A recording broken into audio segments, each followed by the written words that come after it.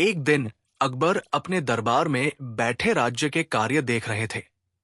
तभी एक सैनिक हामफता हुआ आया और बोला, जहांपनाह, एक दूर के गांव राजपुर से शिकायत आई है। वहां के लोग बहुत परेशान हैं। कहते हैं कि गांव का प्रधान उनकी जमीनें हड़प रहा है, कर ज्यादा वसूलता है और सच्चाई छिपाकर अपने फायदे के लिए चाले चलता है। अकबर ने भौहें सिकोड़ ली। ऐसी बात?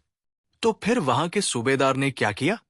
सैनिक बोला, जहांपनाह, प्रधान बहुत चालाक है। उसने सूबेदार को भी अपने साथ मिला लिया है। गांव वाले डर के मारे कुछ बोल नहीं पा रहे। अकबर ने गहरी सांस ली और बोले, ये मामला गंभीर है। अगर एक प्रधान ही अपनी प्रजा पर जुल्म करे तो राज चल नहीं सकता। बीरबल, तुम क्या कहते हो? बीरबल मुस्कुराए, जहांपनाह, चालाकी करने वाला इंसान खुद को जितना भी होशियार समझे, उसकी चाल आखिर में खुद के लिए जाल बन जाती है। बस थोड़ी सूझबूझ चाहिए उसे पकड़ने की। अकबर ने कहा, ठीक है बीरबल, ये काम तुम्हें सौंपता हूं। तुम राजपुर जाओ और पता लगाओ कि असलियत क्या है। लेकिन एक बात ध्यान रहे, कोई तुम्हें बीरबल न पहचाने। अगर प्रधान को जरा भी अंदाजा हो गया कि सम्राट के मंत्री आए हैं, तो वो चालाकी से सब कुछ छिपा देगा। बीरबल ने सिर झुकाया, जैसा आदेश, जहांपनाह। बीरबल ने तय किया कि वे एक साधारण गांव के व्यापारी का रूप धारण करेंगे।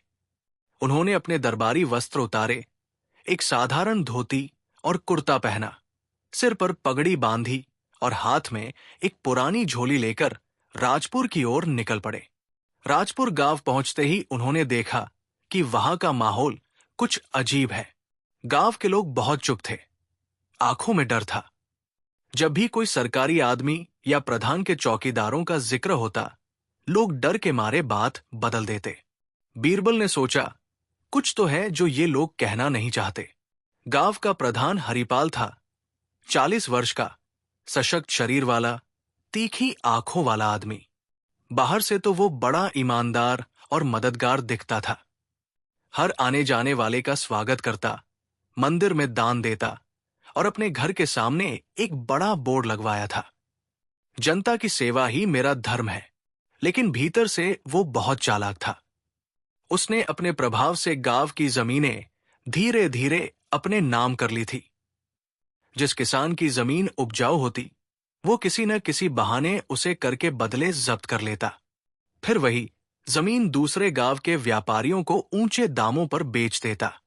हरिपाल ने गांव के सूबेदार और मुंशी दोनों को अपने पक्ष में कर लिया था। किसान कुछ बोलते तो उन्हें राजद्रोह का आरोप लगाकर जेल भेज देता। बीरबल गांव के बाहर एक गरीब किसान के घर ठहरे। उस किसान का नाम था गणेशु। गणेशु बहुत सीधा साधा आदमी था, लेकिन उसकी आंखों में गहरी उदासी थी। जब बीरबल ने पूछा, भाई क्या हुआ, इतने परेशान क्यों हो, तो गणेशु ने पहले कुछ देर चुप रहकर कहा, साहब, बोलने से भी डर लगता है। यहां जो बोले वो अगले दिन गायब मिलते हैं। बीरबल ने नरमी से कहा, मैं बाहर का आदमी हूं, कोई नुकसान नहीं करूंगा। बस सुनना चाहता हूं कि यहां के प्रधान के बारे में लोग क्या सोचते हैं। गणेशु ने धीरे से कहा, प्रधान हरिपाल पहले तो अच्छा था, पर अब उसने सबका जीना मुश्किल कर दिया है। हमारी जमीनें ले ली, फसल का हिस्सा जबरदस्ती मांगता है और जो ना दे उसे झूठे मुकदमों में फंसा देता है। बीरबल ने पूछा, फिर गांव वाले मिलकर कुछ क्यों नहीं करते? गणेशु बोला, सब डरते हैं साहब। उसने चौकीदारों को अपने आदमी बना लिया है। कोई आवाज उठाए तो रात में उसके घर आग लग जाती है। बीरबल ने मन ही मन सोचा, ये मामला गंभीर है, लेकिन बिना सबूत के अकबर के सामने बात नहीं रखी जा सकती। अगले दिन बीरबल ने व्यापारी बनकर प्रधान हरिपाल से मिलने की ठानी। वो उसके घर पहुंचे, एक बड़ा हवेलीनुमा घर, चारों ओर पहरेदार। हरिपाल ने मुस्कुराते हुए स्वागत किया। आइए व्यापारी जी, हमारे गांव में आपका स्वागत है। बताइए क्या काम है? बीरबल ने कहा, मैं अनाज का व्यापारी हूं। सुना है आपका गांव बहुत उपजाऊ है, मैं यहां से अनाज खरीदना चाहता हूं। हरिपाल ने तुरंत कहा, अरे हां, हमारा गांव बहुत संपन्न है, लेकिन यहाँ के किसान अब इतने सक्षम नहीं कि खुद बेच सकें। मैं ही उनका अनाज इकट्ठा करके बेच देता हूं। आप मुझसे सौदा कर सकते हैं। बीरबल मुस्कुराए, वाह, ये तो अच्छा हुआ, लेकिन मैं तो चाहता था कि सीधे किसानों से सौदा करूं, ताकि उन्हें भी उचित दाम मिले। ये सुनकर हरिपाल का चेहरा पल भर को उतर गया। नहीं नहीं, उसने कहा, वे लोग तो अनाड़ी हैं, आपको धोखा दे देंगे। आप मुझसे ही सौदा करें।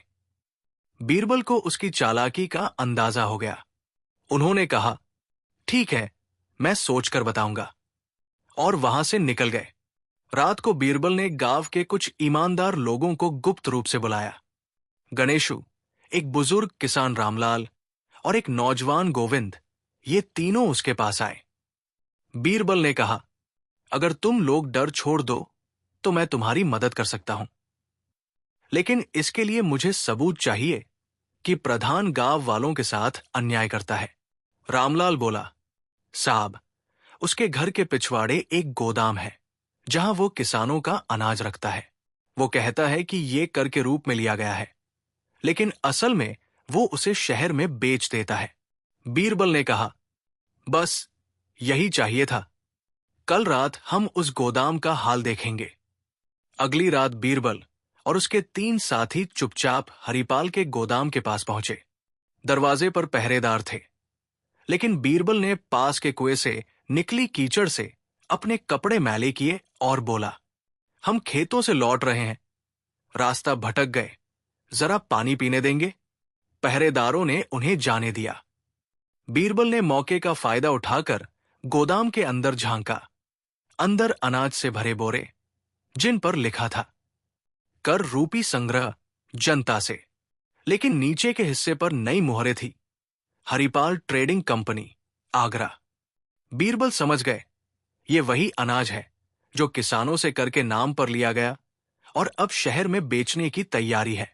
उन्होंने तुरंत कुछ बोरों की मुहरों के टुकड़े अपनी झोली में रख लिए, सबूत के तौर पर। सुबह होते ही हरिपाल को किसी ने बताया कि रात में कोई अजनबी उसके गोदाम के आसपास घूमता दिखा है। वो तुरंत चौकन्ना हो गया, जरूर वही व्यापारी होगा। कुछ तो गड़बड़ है। उसने बीरबल, जो व्यापारी के रूप में था, को बुलवाया। सुनो व्यापारी जी, हरिपाल बोला, मैंने सोचा है कि तुम्हें अनाज सस्ते में दे दूं, लेकिन पहले सौदे के लिए कुछ एडवांस देना होगा। बीरबल ने समझ लिया कि प्रधान उसे फंसाना चाहता है। अगर वो मना करता तो शक बढ़ता, अगर देता तो सबूत मिटाने का समय मिल जाता। उन्होंने मुस्कुराकर कहा, ठीक है, मैं कल पैसे लेकर आता हूं। उस रात बीरबल फिर से चुपके से गोदाम पहुंचे, लेकिन इस बार उन्होंने देखा कि अंदर कुछ आदमी बोरों को गाड़ियों में लाद रहे थे। एक आदमी बोला, जल्दी करो, कल सुबह दिल्ली भेजना है। हरिपाल कह गया है कि सूरज उगने से पहले सब काम हो जाए। बीरबल समझ गए, वो अपने सबूत मिटाने की कोशिश में है। उन्होंने अंधेरे में धीरे धीरे पास जाकर 2 बोरों की मुहरें निकाल ली और अपने झोले में रख ली। फिर पास के पेड़ पर चढ़कर सब देखा। कुल 4 गाड़ियां अनाज से भरी हुई थी। अगली सुबह बीरबल ने हरिपाल से मिलने से पहले गांव के मंदिर में एक सभा बुलाई। उन्होंने कहा, गांव वालों, सुना है तुम्हारे प्रधान बहुत ईमानदार है। आज मैं खुद देखना चाहता हूं कि वे सच में इतने नेक हैं या नहीं। हरिपाल ने बनावटी हंसी के साथ कहा, बिल्कुल व्यापारी जी, मेरे लोग ही मेरी ताकत है। बीरबल ने कहा, तो फिर मैं चाहता हूं कि जो अनाज तुम शहर भेज रहे हो, वो सब गांव वालों के सामने तोल कर दिखाओ, ताकि सबको यकीन हो कि ये सब करके अनाज है। हरिपाल चौंका, का क्या मतलब? ये मेरा निजी व्यापार है। बीरबल बोले, पर मुहर पर लिखा है जनता से लिया गया कर। क्या जनता का हक जनता नहीं देख सकती? गांव में सन्नाटा छा गया। सबकी निगाहें हरिपाल पर थी। हरिपाल गुस्से में बोला, तुम कौन होते हो सवाल करने वाले? बीरबल मुस्कुराए, मैं वही हूं जिसे बादशाह ने भेजा है तुम्हारी चालाकी पकड़ने। गांव वाले चौंक गए। ये तो बीरबल है। हरिपाल के चेहरे से रंग उड़ गया। बीरबल ने अपनी झोली से वो मुहरें और बोरों के टुकड़े निकाले। फिर बोले, ये देखो, ये उसी गोदाम की मुहरें हैं जहां तुमने किसानों का अनाज रखा था। ऊपर लिखा है कर रूपी संग्रह और नीचे हरिपाल ट्रेडिंग कंपनी। क्या अब भी कहोगे कि ये तुम्हारा निजी व्यापार है? हरिपाल कुछ बोल न सका। गांव वाले उसके खिलाफ बोलने लगे। हमें लूटा है इसने, हमारी जमीनें हड़प ली। हरिपाल ने भागने की कोशिश की, लेकिन चौकीदारों ने उसे पकड़ लिया। बीरबल ने कहा, जो दूसरों का हक खाता है वो खुद अपनी जुबान से सच उगलता है। 2 दिन बाद बीरबल हरिपाल को लेकर दिल्ली पहुंचे। अकबर ने पूछा, तो बीरबल, मामला क्या निकला? बीरबल ने कहा, जहांपनाह, ये आदमी जनता की मेहनत का अनाज खुद के व्यापार में बेचता था, लेकिन मैंने उसकी चाल पकड़ ली। अकबर ने कहा, ऐसे व्यक्ति को कठोर दंड मिलना चाहिए। बीरबल बोले, जहांपनाह, सजा तो मिलनी ही चाहिए, लेकिन मैंने कुछ और देखा है। अकबर ने पूछा, क्या? बीरबल बोले, प्रधान के पीछे और भी लोग हैं, कुछ अधिकारी जो उससे मिले हुए थे। अगर अभी सजा दी तो वे सब छिप जाएंगे। हमें उन्हें बाहर निकालना होगा। अकबर ने सिर हिलाया। ठीक है बीरबल, जैसा तुम उचित समझो। बीरबल ने सोचा, अब खेल बड़ा होगा। हरिपाल तो मोहरा है, असली खिलाड़ी अभी पर्दे के पीछे है। उसी रात बीरबल ने हरिपाल से अकेले में मुलाकात की। देखो हरिपाल, उन्होंने कहा, अगर तुम सच बताओगे कि और कौन कौन इस खेल में शामिल है तो मैं तुम्हारी सजा हल्की करवा सकता हूं। हरिपाल ने कुछ पल चुप रहकर कहा, हुकुम, जो लोग मेरे पीछे हैं वे बहुत ताकतवर हैं। मैं बोल दूं तो मेरी जान नहीं बचेगी। बीरबल ने मुस्कुराकर कहा, जान तो वैसे भी नहीं बचेगी अगर सच नहीं कहा। सोच लो। हरिपाल ने घबराते हुए बीरबल के कान में कुछ नाम फुसफुसाए, और तभी दरवाजे के बाहर किसी के कदमों की आहट आई। बीरबल पलटे, पर वहां कोई नहीं था। हरिपाल का चेहरा सफेद पड़ गया। वो लोग जान गए। वो बुदबुदाया, अब मुझे बचा नहीं पाएंगे। बीरबल ने देखा, उसकी आंखों में डर और पछतावा दोनों थे। हरिपाल को बीरबल ने महल के अंदर एक सुरक्षित कोठरी में रखवाया था, जहां किसी को आने की अनुमति नहीं थी। पर बीरबल की नींद रात के बीचों बीच किसी आहट से खुली। उन्होंने देखा, कमरे की खिड़की आधी खुली है और बाहर कोई परछाई सरकती हुई जा रही है। बीरबल चुपचाप उठे, तलवार उठाई और पीछे पीछे निकल पड़े। महल के पीछे के हिस्से में उन्होंने देखा, कोई आदमी दीवार फांदकर भाग रहा था। बीरबल ने सिपाहियों को आवाज दी, पर जब तक वे पहुंचे वो आदमी अंधेरे में गायब हो गया। सुबह होते ही बीरबल ने उस दीवार के पास जमीन पर कुछ देखा, एक सुनहरी मोहर जिस पर दरबार का चिन्ह खुदा था। बीरबल ने मोहर उठाई और मन ही मन बोले, ये कोई आम चोर नहीं, दरबार का आदमी है। अगली सुबह जब बीरबल को हरिपाल से बात करनी थी तो वे उसकी कोठरी की ओर गए, पर दरवाजा खुला था और अंदर कोई नहीं था। सिपाही हक्के बक्के रह गए। हुजूर, पहरेदार पूरी रात ड्यूटी पर थे, कोई अंदर नहीं गया। बीरबल ने चारों ओर नजर दौड़ाई। कोठरी की खिड़की की सलाखें कटी हुई थी, जैसे अंदर से किसी ने उन्हें धीरे धीरे घिसा हो। नीचे जमीन पर वही सुनहरी मोहर जैसी धूल के निशान थे। उन्होंने सोचा, ये भागना हरिपाल के बस की बात नहीं, किसी ने उसकी मदद की है और वो कोई बड़ा आदमी है। जब ये खबर बादशाह अकबर तक पहुंची तो वे बहुत चिंतित हुए। बीरबल, ये कैसे हुआ? वो अपराधी हमारी नाक के नीचे से भाग गया। बीरबल शांत स्वर में बोले, जहांपनाह, ये भागना नहीं था, ये छुड़ाना था। अकबर ने पूछा, मतलब ये कि किसी ने जानबूझकर हरिपाल को बाहर निकलवाया और वो व्यक्ति दरबार के भीतर का है, वरना ये सुनहरी मोहर यहां नहीं मिलती। अकबर कुछ देर सोचते रहे, फिर बोले, तो तुम्हें क्या लगता है कौन हो सकता है? बीरबल बोले, मैं अभी कुछ नहीं कह सकता, जहांपनाह। लेकिन ये बात साफ है कि इस खेल की जड़ें राजमहल तक पहुंचती है। उस दिन जब दरबार लगा, बीरबल चुपचाप सबकी गतिविधियां देख रहे थे। सभी मंत्री, अमीर उमरा, सूबेदार अपनी जगह बैठे थे। लेकिन एक आदमी, राज्य कोषाध्यक्ष लाला सुंदरदास, बार बार घबराहट में अपनी उंगलियां चटकाता जा रहा था। वो वही व्यक्ति था जो अक्सर गांवों के कर का हिसाब रखता था। बीरबल ने मन में सोचा, हो सकता है ये उस चाल में शामिल हो। दरबार खत्म होने के बाद बीरबल उसके पास पहुंचे। लाला जी, सुना है कि गांवों के कर की पर्चियां आपके पास रहती हैं? लाला सुंदरदास ने मुस्कुराते हुए कहा। जी हां, मंत्री जी, सब कुछ व्यवस्थित है। तो फिर राजपुर गांव के हिसाब दिखाइए। सुंदरदास थोड़ा हिचका। वो तो पुराने रजिस्टर में है, कल दिखा दूंगा। बीरबल ने कुछ नहीं कहा, लेकिन उसी रात उन्होंने उसका पीछा करवाया। उस रात बीरबल के दो खास सिपाही, नसीर और खलील, सुंदरदास के पीछे लग गए। सुंदरदास महल से निकलकर पीछे की ओर गया और एक सुनसान रास्ते से होते हुए एक पुराने महल के खंडहर तक पहुंचा। वहां पहले से दो लोग उसका इंतजार कर रहे थे। नसीर ने बीरबल को गुप्त संदेश भेजा, हुजूर, वो किसी से मिलने आया है। बीरबल खुद वहां पहुंचे, झाड़ियों में छिप गए। उन्होंने देखा, सुंदरदास उन लोगों को एक थैला दे रहा है। थैले में वही मुहर लगी सुनहरी मुद्राएं थी, जैसी बीरबल को पहले मिली थी। बीरबल को अब यकीन हो गया कि ये पूरा रैकेट कर और अनाज के पैसे हड़पने का है, और हरिपाल केवल मोहरा था। कुछ देर बाद बीरबल को झाड़ियों के पीछे से हल्की आवाज सुनाई दी, जल्दी करो, मुझे यहां ज्यादा देर नहीं रहना चाहिए। वो हरिपाल की आवाज थी। बीरबल चौंके, तो ये जिंदा है और इन्हीं लोगों के बीच छिपा है।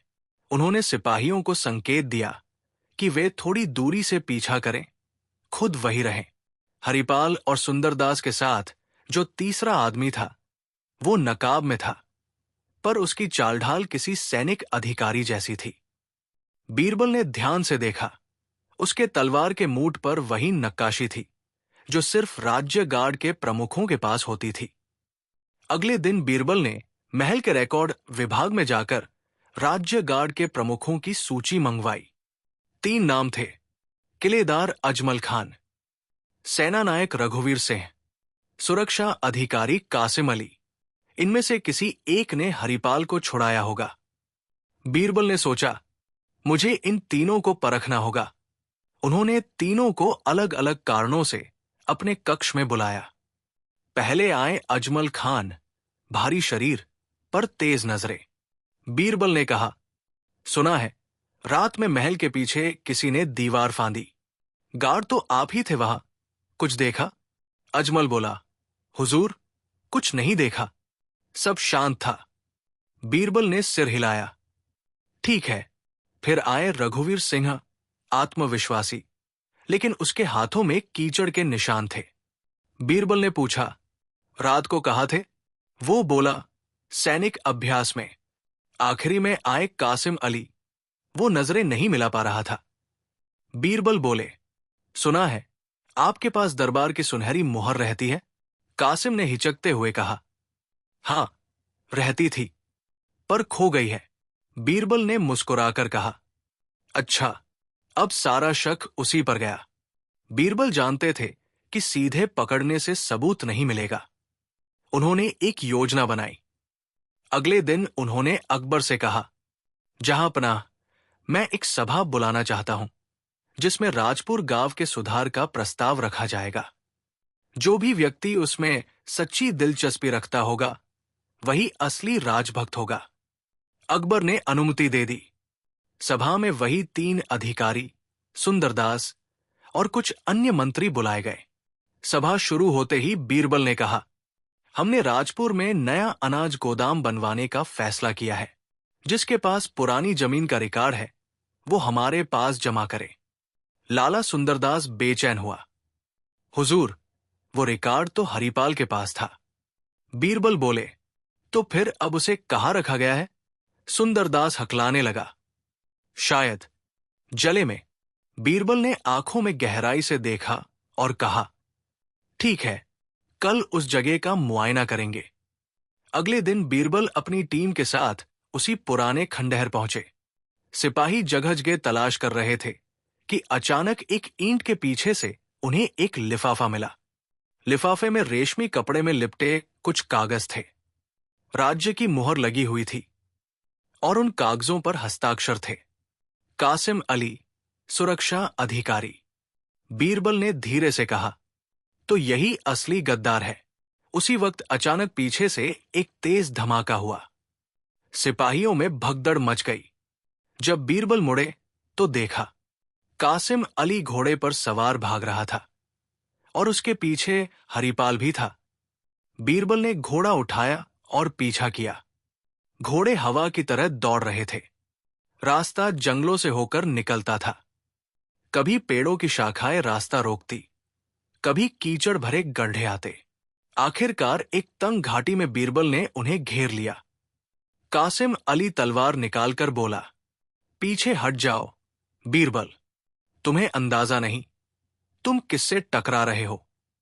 बीरबल शांत स्वर में बोले, जो सच से डरता है वो कभी सिपाही नहीं हो सकता।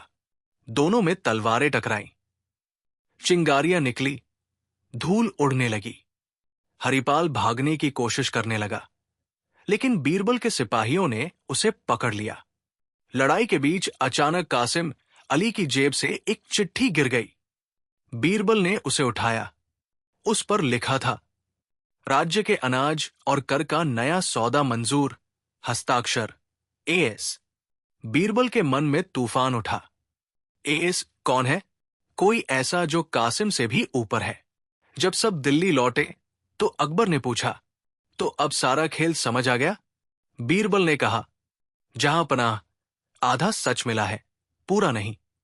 अकबर ने पूछा, क्या मतलब? हरिपाल और कासिम तो कठपुतलिया है। असली मालिक कोई एएस है जो दरबार में ही बैठा है। उसके इशारे पर यह सब हुआ। अकबर ने गंभीर होकर कहा, फिर ढूंढो उसे, चाहे कोई भी हो।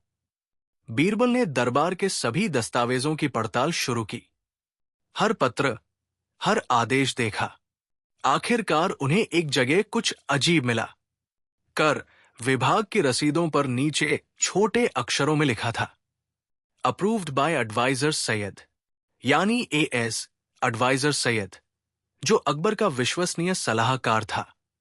बीरबल ने मन में कहा, तो ये वही है जिसने ये सारा जाल बुना। बीरबल ने सीधा आरोप न लगाने का फैसला किया। उन्होंने अकबर से कहा, जहांपनाह, मैं एक दिन के लिए एडवाइजर सैयद के कार्यों की समीक्षा करना चाहता हूं ताकि कर प्रणाली को सरल किया जा सके। अकबर बोले, जाओ, पूरी छानबीन करो। बीरबल ने एडवाइजर सैयद के दफ्तर में जांच शुरू की।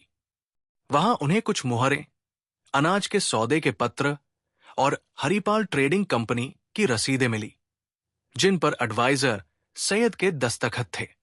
अब मामला साफ था। ये सारा व्यापार दरबार के अंदर से चलाया जा रहा था। पर बीरबल जानते थे, अगर वे अभी नाम उजागर करेंगे तो पूरा नेटवर्क सतर्क हो जाएगा। उन्होंने सोचा, अब इस शेर को जाल में फंसाना होगा। बीरबल ने योजना बनाई। उन्होंने एक नकली व्यापारी के रूप में संदेश भिजवाया कि राजपुर के अनाज का नया सौदा दिल्ली में दोगुने दाम पर तय हुआ है। ये खबर एडवाइजर सैयद तक पहुंच गई। रात को वो गुप्त रूप से किसी से मिलने निकला। बीरबल ने सिपाहियों को गुप्त आदेश दिया, कोई पकड़े नहीं, बस पीछा करे। एडवाइजर सैयद महल से निकलकर उसी पुराने खंडहर में पहुंचा जहां पहले हरिपाल और सुंदरदास मिले थे। वहां अब नया आदमी उसका इंतजार कर रहा था। चेहरा नकाब में था, आवाज भारी थी। सैयद बोला, काम साफ होना चाहिए, कोई नाम नहीं आना चाहिए।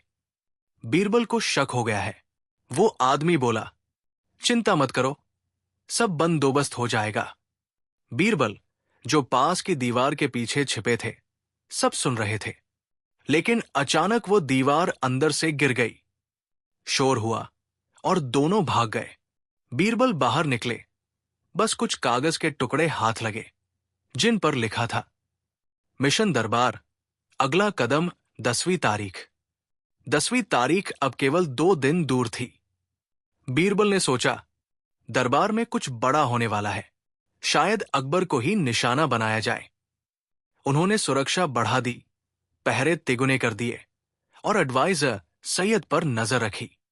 लेकिन आश्चर्य की बात यह थी, सैयद दरबार में ऐसे घूम रहा था जैसे कुछ हुआ ही न हो। 10वीं तारीख की सुबह बीरबल बहुत बेचैन थे। अकबर दरबार में बैठे थे। सारे मंत्री, सैनिक और सैयद अपनी जगह मौजूद थे। अचानक दरबार के दरवाजे खुले।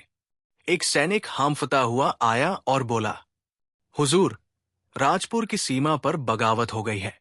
प्रधान हरिपाल और कुछ सैनिक वहां फिर से इकट्ठा हो रहे हैं। अकबर हैरान हुए, वो तो कैद में था।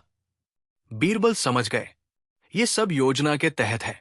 सैयद चाहता है कि हम ध्यान उधर लगाएं और वो यहां कुछ करे। उन्होंने तुरंत कहा, जहांपनाह, किसी पर भरोसा मत कीजिए, दरबार बंद करवा दीजिए। लेकिन तभी सैयद मुस्कुराया, अब बहुत देर हो चुकी है बीरबल।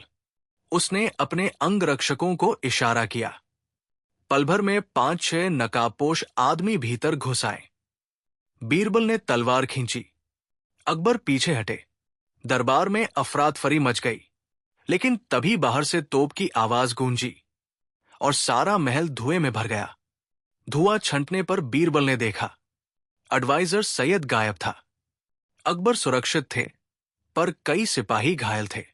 बीरबल ने चारों ओर देखा। दीवार पर खून से लिखा था, खेल अभी बाकी है बीरबल। राजमहल में उस दिन का माहौल अब भी भारी था। धुआं छंट चुका था, लेकिन दरबार की दीवारों पर अब भी जलने की गंध थी। कई सिपाही घायल पड़े थे और कुछ के चेहरे पर ऐसा डर था मानो उन्होंने मौत को पास से देख लिया हो। अकबर अपने कक्ष में बैठे थे। उनके चेहरे पर चिंता की लकीरें थी। बीरबल सामने खड़े थे, शांत पर भीतर से बेचैन। अकबर बोले, बीरबल, ये कैसी आग थी जिसने हमारे महल को हिला दिया? क्या हमारे ही बीच कोई ऐसा था जो दुश्मन का साथ दे रहा था? बीरबल ने धीमे स्वर में कहा, जहांपनाह, ये आग बाहर से नहीं, भीतर से लगी है। किसी ने हमारे विश्वास को हथियार बना लिया है। अकबर ने कहा, क्या तुम उस सलाहकार का पता लगा पाए? बीरबल बोले, वो भाग गया है जहांपनाह, लेकिन उसने अपने पीछे जो निशान छोड़े हैं वे खुद बोलते हैं। ये साजिश सिर्फ एक व्यक्ति की नहीं है, इसके पीछे कई परतें हैं। रात को बीरबल अपने कक्ष में बैठकर उन सभी घटनाओं को जोड़ने लगे। हरिपाल का भागना, कासिम का गद्दारी में शामिल होना, सलाहकार सैयद की भूमिका और अब ये हमला, सब आपस में जुड़ा हुआ लग रहा था। उन्होंने अपने सेवक से कहा, मुझे वो खंडहर याद है जहां हरिपाल और सैयद मिले थे। वहीं से ये खेल शुरू हुआ था। वहीं जाकर कुछ खोजो। अगली सुबह बीरबल खुद सादे कपड़ों में उस जगह पहुंचे। खंडहर अब खाली था, पर जमीन पर कुछ अजीब निशान थे, घोड़े के खुरों के निशान और कुछ टूटी मोहरें। उन्होंने झुककर देखा। एक मोहर पर हल्का सा अक्षर उभरा था, एम। बीरबल ने मन में कहा, अब ये एम कौन है? कोई नया नाम? उन्होंने मोहर जेब में रख ली और लौट आए। महल लौटते ही एक सिपाही हाफता हुआ आया, हुजूर, खबर है कि हरिपाल को आगरा की सरहद पर देखा गया है। वो कुछ सैनिकों के साथ था। बीरबल ने अकबर से कहा, जहांपनाह, मुझे तुरंत आगरा जाना होगा।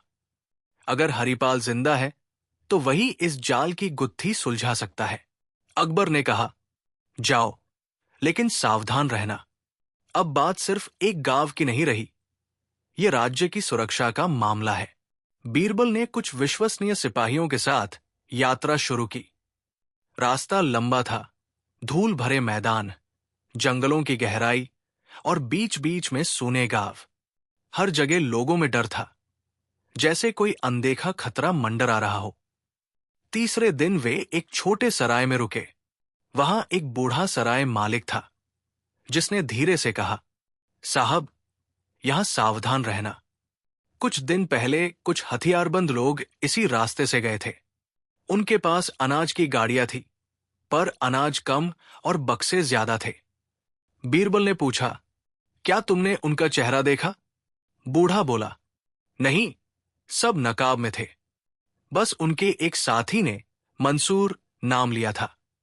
बीरबल ने तुरंत सोचा, तो यही एम होगा। अगले दिन उन्होंने उसी दिशा में सफर जारी रखा। रास्ते में उन्हें एक झोपड़ी मिली, जहां एक घायल आदमी पड़ा था। वो किसी झगड़े में घायल हुआ लगता था। बीरबल ने उसकी देखभाल की और पूछा, तुम कौन हो? वो बोला, मेरा नाम रफीक है। मैं पहले हरिपाल के साथ था, अब भाग रहा हूं। बीरबल ने उसे पानी पिलाया और पूछा, मंसूर कौन है? रफीक ने कांपती आवाज में कहा, मंसूर वही है जिसने हरिपाल को छुड़ाया। वही सबका मालिक है। उसके पास कई सैनिक हैं। लोग उसे परछाई कहते हैं, क्योंकि वो खुद कम दिखता है, पर उसका असर हर जगह होता है। बीरबल ने कहा, वो कहाँ रहता है? रफीक ने कहा, पुराने किले के नीचे एक सुरंग है, वही उसका ठिकाना है। और ये कहकर उसकी सांस टूट गई। रात ढल चुकी थी।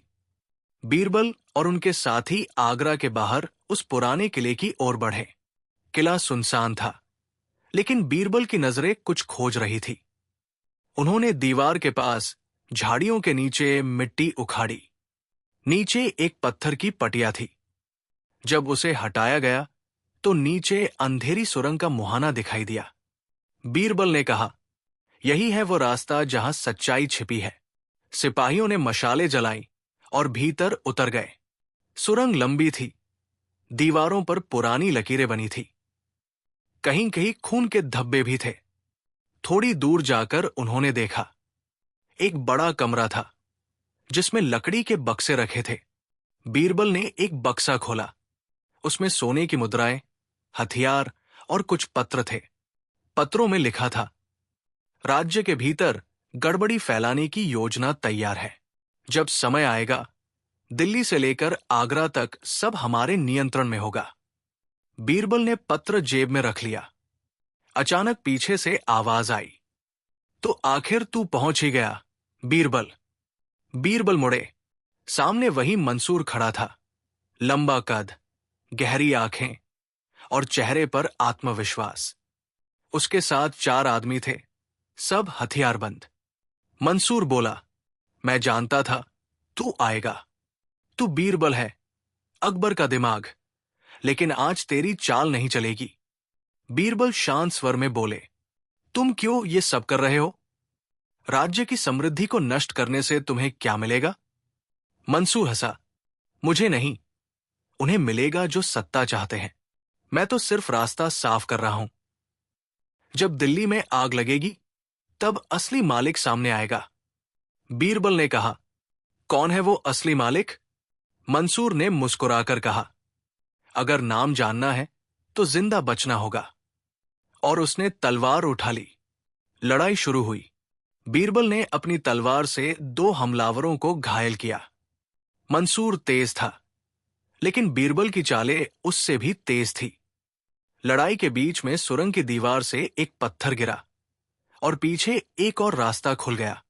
मंसूर उस रास्ते से भाग गया। बीरबल उसके पीछे दौड़े, पर रास्ता अंधेरे में खो गया।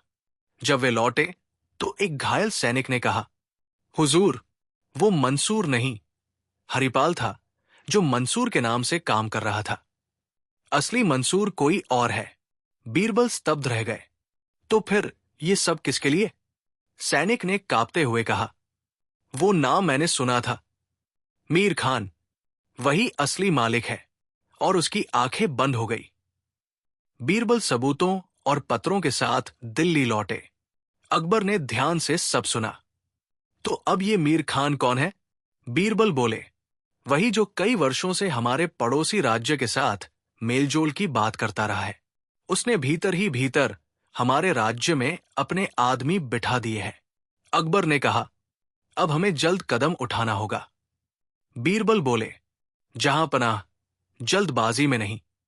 मीर खान बड़ा दिमाग है। अगर हम जल्द कदम उठाएंगे तो वो हमें ही फंसा देगा। हमें उसे वही पकड़ना होगा जहां वो खुद को सबसे सुरक्षित समझता है। कुछ दिनों बाद दरबार में खबर आई कि मीर खान खुद दिल्ली आने वाला है, अपने राज्य की ओर से मैत्री संधि के लिए। अकबर ने कहा, तो ये सुनहरा मौका है। बीरबल बोले, हां, लेकिन हमें सतर्क रहना होगा। वो संधि के बहाने कुछ और करने वाला है। मीर खान दिल्ली पहुंचा। शानदार वस्त्र, मीठे शब्द और चेहरे पर आत्मविश्वास। वो अकबर से बोला, जहां पनाह, हम शांति चाहते हैं। आपके साथ मिलकर व्यापार बढ़ाना चाहते हैं। अकबर मुस्कुराए, हम भी यही चाहते हैं। पर बीरबल चुप थे। उनकी नजरें मीर खान की आंखों में कुछ खोज रही थी, कुछ ऐसा जो वो छिपा रहा था। उसी रात बीरबल के पास एक नौकर आया जो मीर खान के दल में था। उसने कहा, हुजूर, मैं जानता हूं कि मीर खान क्या करने वाला है। कल दरबार में एक प्रस्तुति के नाम पर आतिशबाजी होगी, पर उसके अंदर बारूद होगा। उसका उद्देश्य है अकबर को मारना और आपको दोषी ठहराना। बीरबल ने कहा, यह खबर किसने दी? नौकर बोला, एक औरत ने, जो कभी हरिपाल के साथ थी। उसका नाम सुहाना है। वो अब मीर खान के साथ है, पर आपको सच बताना चाहती है। बीरबल ने कहा, उसे मेरे पास लाओ। रात को सुहाना बीरबल के सामने आई। वो डरी हुई थी, पर आंखों में सच्चाई थी। हुजूर, मीर खान आपको और अकबर को एक दूसरे के खिलाफ करना चाहता है। वो चाहता है कि कल दरबार में धमाका हो और उसका इल्जाम आप पर लगे। उसके पास आपके नाम का एक झूठा पत्र भी है, जिसमें लिखा गया है कि आप सत्ता पर कब्जा करना चाहते हैं। बीरबल शांत रहे। क्या तुम सबूत दे सकती हो? सुहाना ने कहा, हां, वो पत्र उसके तंबू में है। बीरबल ने अपने 2 विश्वसनीय सिपाही लिए और रात में मीर खान के तंबू की ओर बढ़े। पहरा कड़ा था, लेकिन बीरबल की बुद्धि उससे भी तेज। उन्होंने तंबू के पीछे से प्रवेश किया। अंदर सच में एक संदूक रखा था। जब उसे खोला गया तो उसमें पत्रों का ढेर था और ऊपर वही पत्र था जिस पर लिखा था, बीरबल द्वारा साजिश। बीरबल ने मुस्कुराकर कहा, अब खेल पलट गया। उन्होंने सब पत्र अपने पास रख लिए और सुबह तक इंतजार किया। सुबह दरबार सजा। मीर खान चमकते वस्त्रों में आया। उसने कहा, जहां पनाह, आज हमारी मैत्री की निशानी के रूप में आतिशबाजी होगी। अकबर बोले, बहुत अच्छा। बीरबल ने आगे बढ़कर कहा, जहां पनाह, एक क्षण रुकिए। सबकी नजरें बीरबल पर थी। उन्होंने कहा, अगर ये आतिशबाजी मैत्री की है तो सबके सामने उसके बक्से खोलकर देख लेते हैं। मीर खान के चेहरे का रंग उड़ गया। बक्से खोले गए। अंदर बारूद और हथियार भरे थे। दरबार में सनसनी फैल गई। अकबर गरज उठे, मीर खान, तू हमारे साथ विश्वासघात करेगा? मीर खान कुछ बोलता, इससे पहले बीरबल ने कहा, जहां पनाह, ये सिर्फ उसकी चाल नहीं, बल्कि हमारे ही दरबार के किसी व्यक्ति का भी साथ इसमें था। अकबर ने पूछा, कौन? बीरबल बोले, वो अभी तक दरबार में मौजूद है। सबकी निगाहें घूमी और एडवाइजर सैयद अंदर आता दिखा। वो वापस लौट आया था और चेहरे पर मुस्कान थी। बीरबल ने कहा, तो ये सब तू कर रहा था? सैयद बोला, मैंने सिर्फ वही किया जो जरूरी था। सच्चाई ये है, बीरबल, तू खुद नहीं जानता कि असली खेल अब शुरू हुआ है।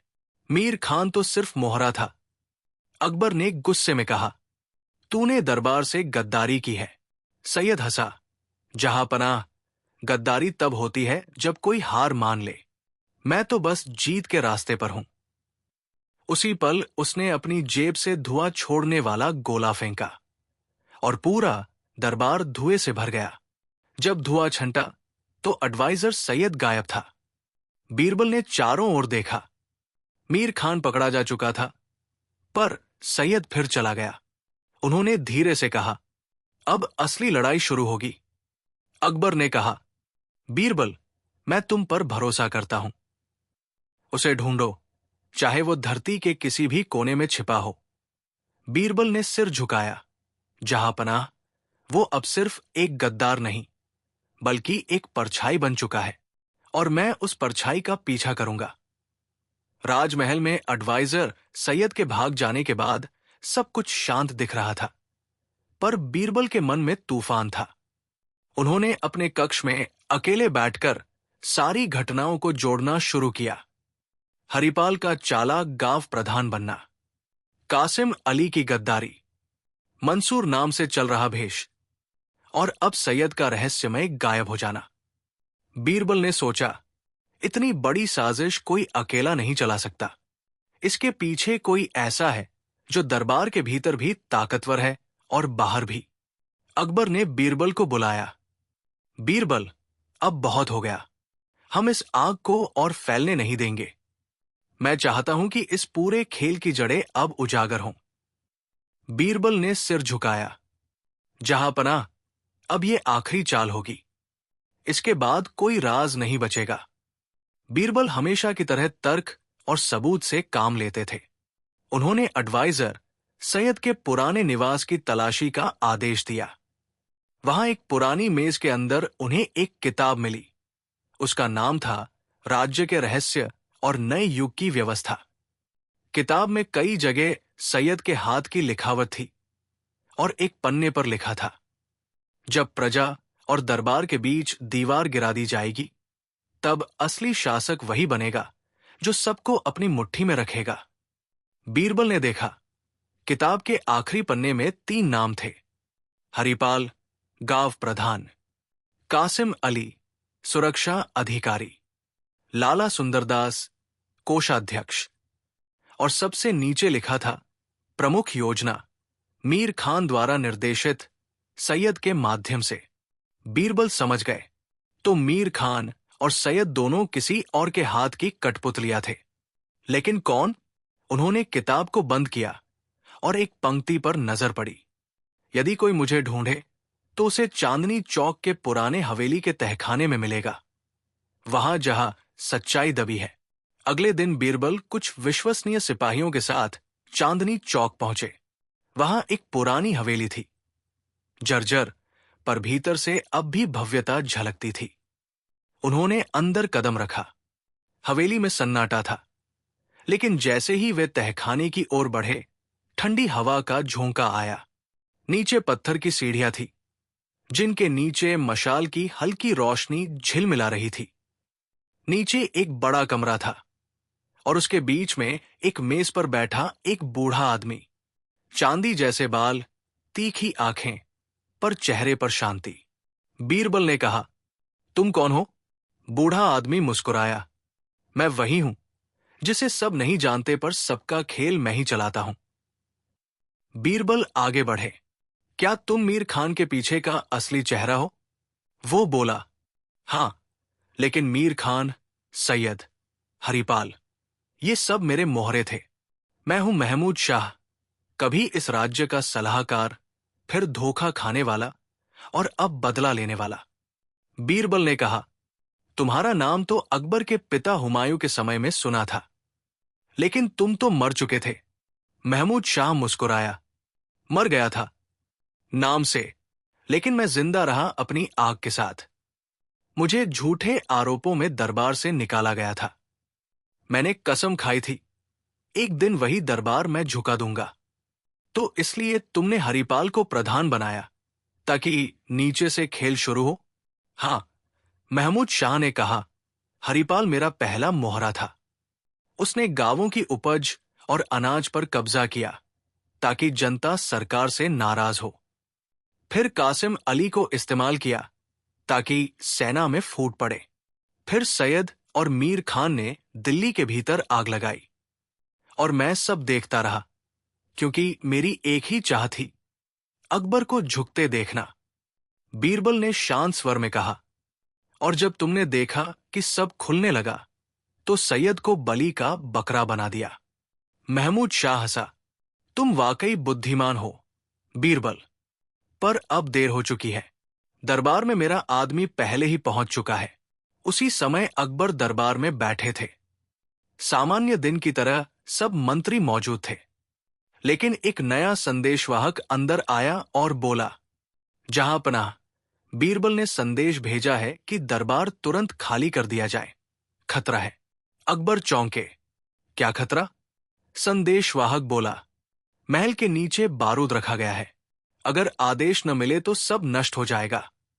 अकबर उठे और बाहर की ओर बढ़े। उन्हें कुछ समझ नहीं आ रहा था कि क्या सच है और क्या झूठ।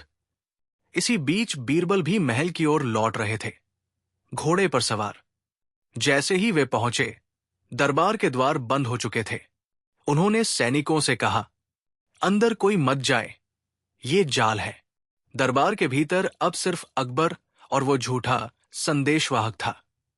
वो सैयद का ही आदमी था, जिसने खुद को बीरबल का कहकर अंदर भेजा था। अकबर ने तलवार निकाली। तू कौन है? वो बोला, मैं वही हूं जो तुम्हारे पतन का कारण बनेगा। उसी वक्त दरवाजा खुला। बीरबल अंदर आए और अपनी तलवार से उसका हाथ काट गिराया। संदेशवाहक जमीन पर गिर गया। बीरबल बोले, जहांपनाह, बारूद नहीं है, ये सिर्फ अफवाह थी ताकि आप बाहर निकले और हमला बाहर हो सके। अकबर ने कहा, तो असली गद्दार? बीरबल बोले, दरबार के नीचे नहीं, बल्कि हवेली के तहखाने में छिपा है। उसका नाम महमूद शाह है। अकबर ने कहा, चलो अब इस कहानी को हमेशा के लिए खत्म करते हैं। अकबर और बीरबल सेना के साथ उस हवेली पहुंचे। महमूद शाह वहां से भागने की कोशिश कर रहा था। उसके चारों ओर मशालें जल उठीं। अकबर ने कहा, महमूद शाह, तेरा अंत आ गया। तू अपने ही देश से गद्दारी करेगा? महमूद शाह ने कहा, मैंने गद्दारी नहीं की, बदला लिया।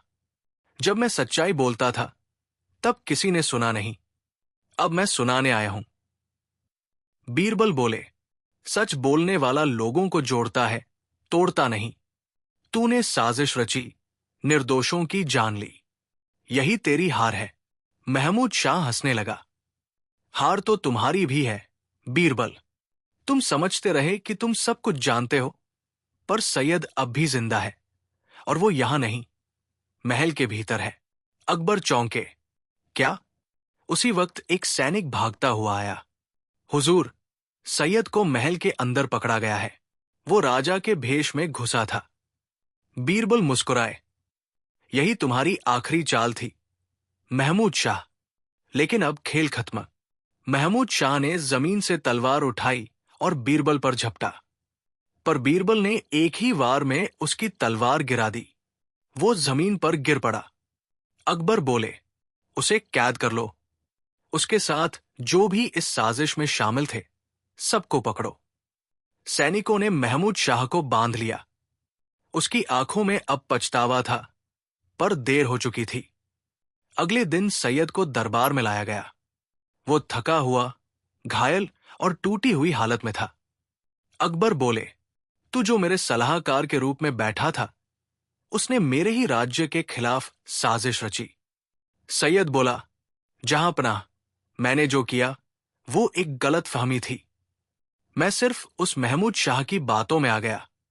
बीरबल ने कहा, गलतफहमी तब होती है जब इंसान सोचता नहीं, लेकिन तूने तो सब कुछ सोचकर किया।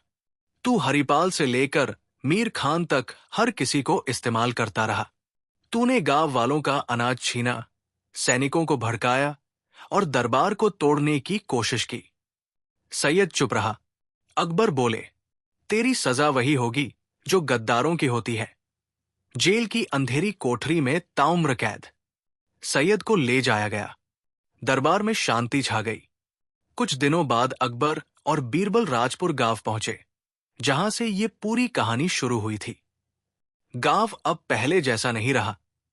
लोग खुश थे, खेतों में फसलें लहरा रही थी और नया प्रधान चुना गया था, गणेशु, वही किसान जिसने बीरबल की मदद की थी। अकबर ने गांव वालों से कहा, अन्याय चाहे कितना भी गहरा क्यों न हो, सच अंत में जीतता है। बीरबल मुस्कुराए और जो चालाकी से दूसरों का हक छीनता है वो अंत में खुद अपनी चाल में फंस जाता है। लोगों ने बीरबल के सम्मान में जयकार की।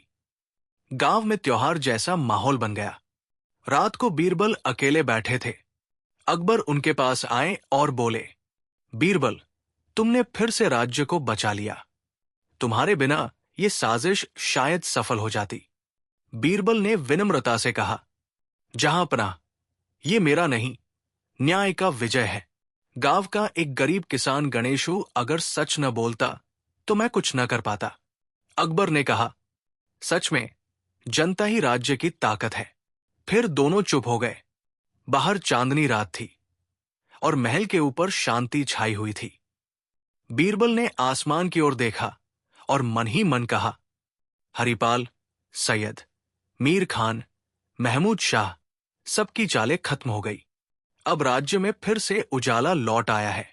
धीरे से हवा चली, दिए की लौ हिली और बीरबल ने आखिरी बार कहा, सत्ता आती जाती है लेकिन सच हमेशा कायम रहता है।